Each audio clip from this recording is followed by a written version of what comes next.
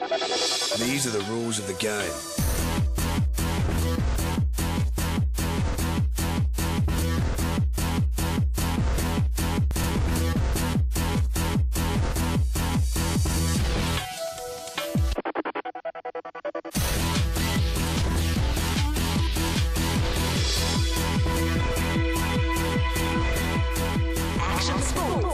Actions speak louder than words.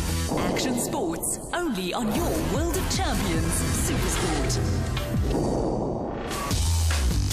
Coming up on Action Sports this month, 2 events, 1 local and 1 international. One making a difference in people's lives, the other a once-in-a-lifetime experience.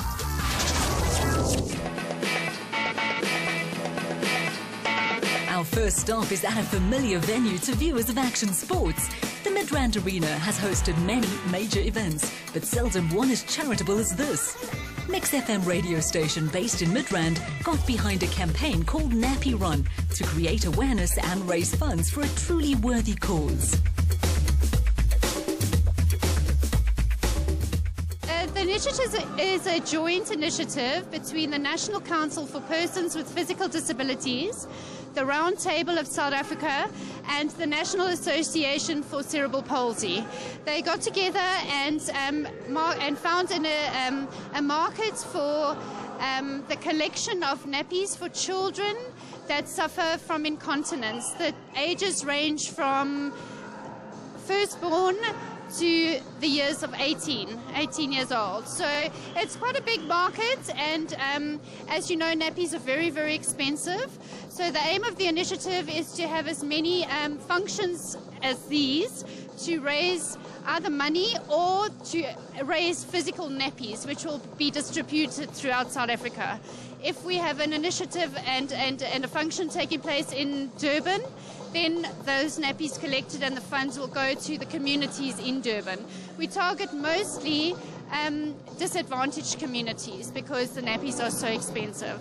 It's not only the worthy cause that benefits from the event. During the first month of the year, Action Sports arenas are traditionally quiet, giving them the opportunity to use the facilities for good. Well, the initiative per se is a bit of social responsibility for the Midrand area, and where we can help as well when we've got quiet times at the arena, we like to use that to assist various charities instead of just looking at it as a fully fledged business and not giving anything back to the community. So it's important for us to work together during these tough times, that charities can benefit out of it, and we can get a bit of exposure at the same time. On the 21st of January, 14 teams from various companies put forward their sides comprising 7 players to do battle for the title and to raise money for a good cause. Mix FM had approached the businesses to take part, offering up prizes, money and their time to make a difference.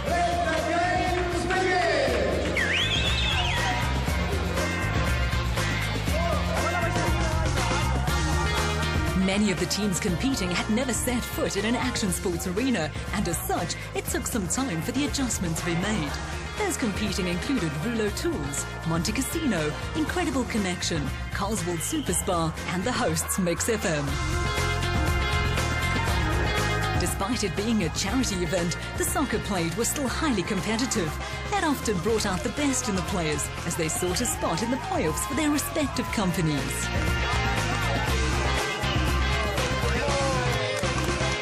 When they went on the pitch, the players were only too happy to support the other teams and view some quality action. Although sometimes it wasn't as good as some would have liked, it nonetheless brought out a smile and a laugh from the spectators.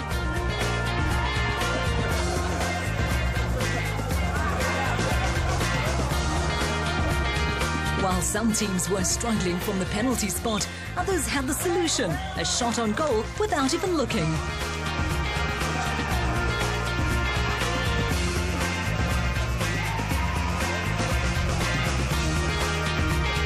Mix FM might have been the hosts, but there certainly was no quarter given when it came to the matter at hand.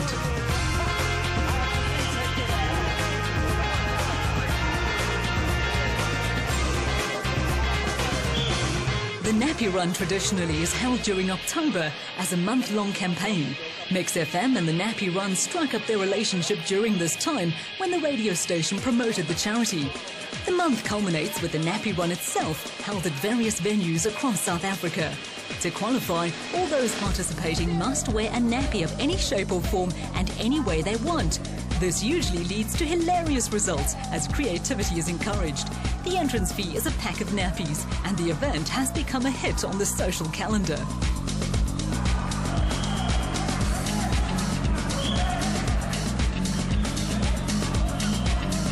Not only is the run itself used to collect nappies, but central collection points are set up to allow people not taking part to get involved. A number of retail stores make their facilities available to the initiative.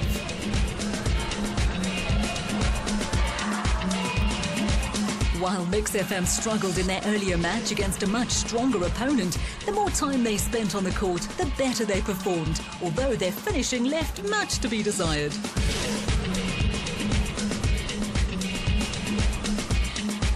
Their opponents, Monte Casino, by contrast, were assured going forward.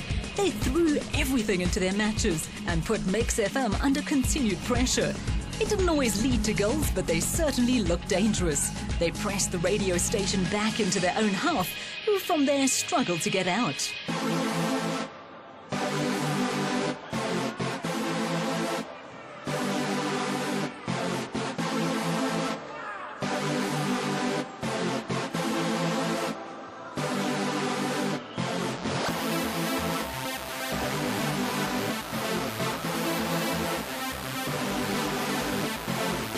Monte Casino might have looked better than Mix FM, but their finishing was just as woeful. A blundering goal allowing a rare scoring opportunity to produce a result.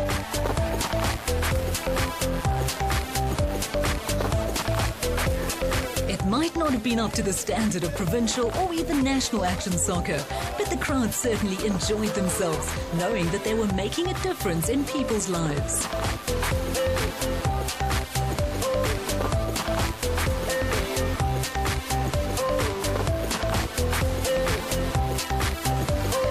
Of the day might have been to raise awareness and funds for the Nappy Run, but the teams were also competing for some spectacular prizes. Those included domestic return airfare sponsored by Mango Airlines, tool accessory sets sponsored by Talk Craft, soccer balls sponsored by Incredible Connection for all participating players, and of course the all-important medals as well as bragging rights.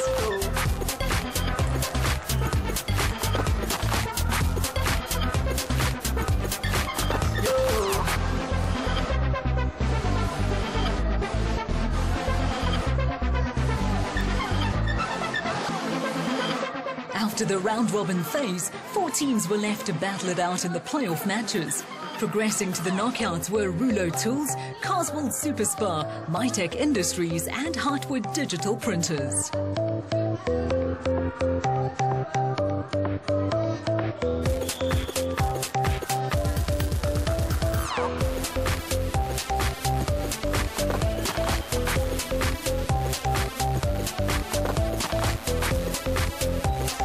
Rulo Tools and Carswell Superspar clashed for the bronze medal, while Mytech Industries and Hartwood Digital Printers went toe-to-toe in the gold medal match. Carswell Superspar managed to overcome Rulo Tools in a high-scoring affair 6-4. The final was a lot closer, with both teams not willing to make a mistake that might cost them a shot at the title. In the end, Mytech Industries triumphed 2-1 over Hartwood Digital Printers.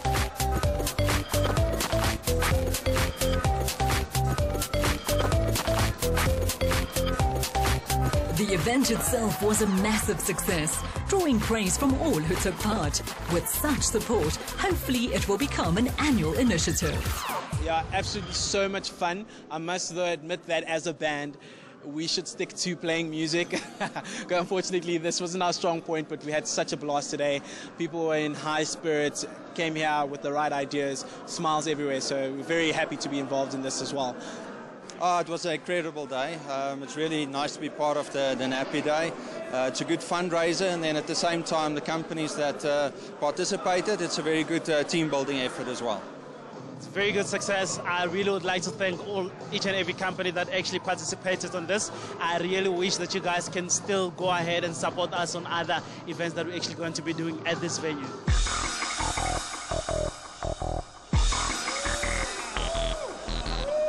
With the matches concluded, it was time to dish out some prizes to those that had shone during the course of the day.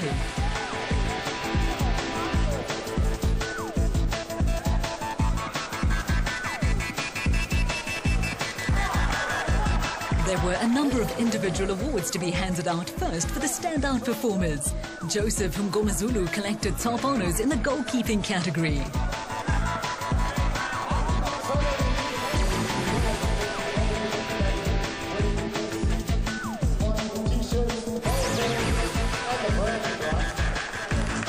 Victor Rebello had stolen the show during the event, and it was no surprise to see him named as the best individual player.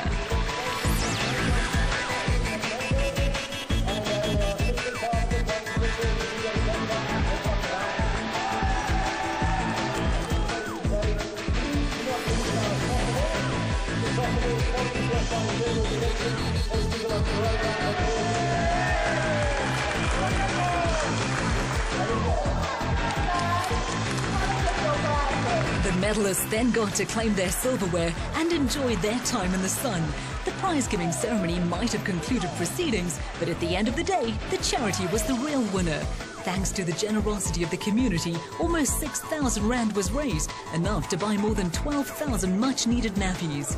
With the event a resounding success, we at Action Sports applaud the work done and encourage other arenas and businesses to get involved in supporting the many worthy causes out there.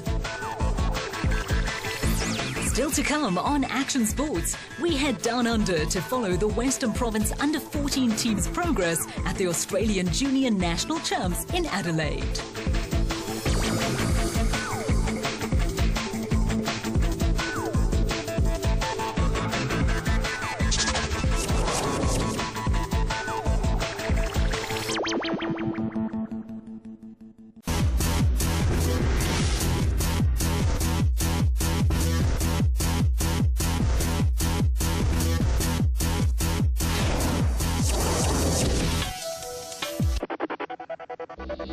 During November and December, the Western Province Under-14 Action Netball team undertook the journey of a lifetime. The squad left South African shores for Australia to take part in the 2011 Junior National Championships and Development Tour. Held in Adelaide, the girls made the arduous 30-hour trip via Singapore to represent South Africa in this highly prestigious event.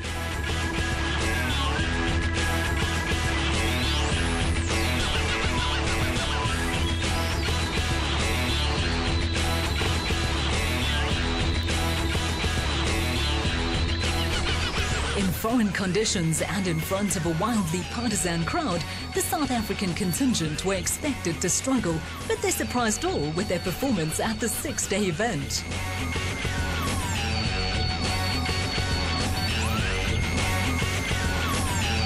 They took to the arena for the opening ceremony to join the 8 other teams in officially getting the tournament underway. Western Province would come up against Queensland, 2 South Australian sides, 2 New South Wales sides, Victoria and 2 Western Australian sides.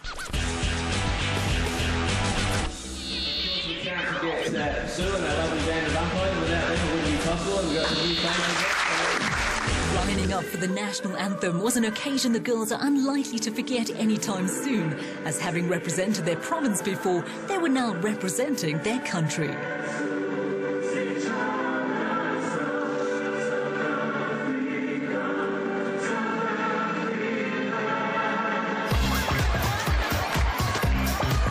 Despite the tournament being highly competitive, the teams exchanged gifts before the matches, a memento to treasure from such a wonderful experience. There was a brief moment to settle the nerves before Western Province were thrust into the action. Their first opponents were the South Australian Crowns Red. As is often the case back home, the arena courts are given names to mimic famous sporting venues, and down under, it's no different. Province began their campaign on the SCG, Sydney's world-class cricket facility. Province refused to be overawed by the occasion and competed well. They pushed their more fancied opposition all the way and were committed on both defence and attack.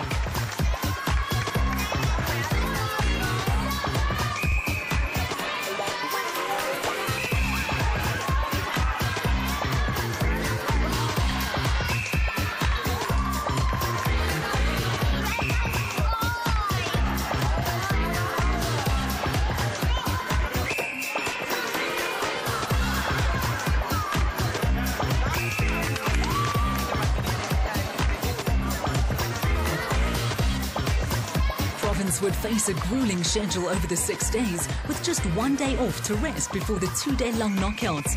They had to prepare thoroughly for the event to ensure peak fitness when having to play up to 3 games a day.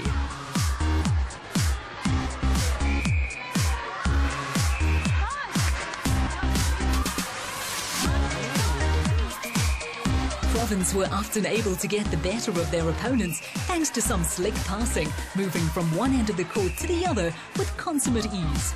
The goal shooting was also top class, as they sent out a clear warning to their future opponents that they would be no pushovers.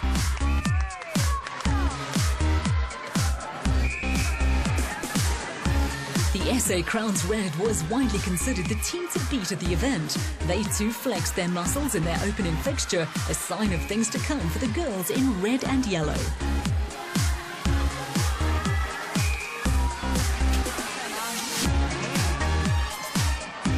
But to their credit, Western Province never gave up, realizing that they were representing not just themselves at the competition, but also their country.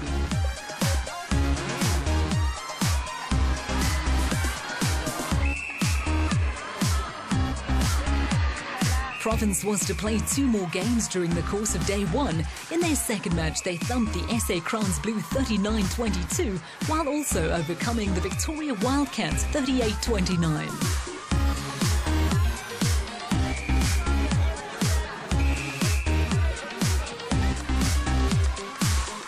Their opening game, though, did not get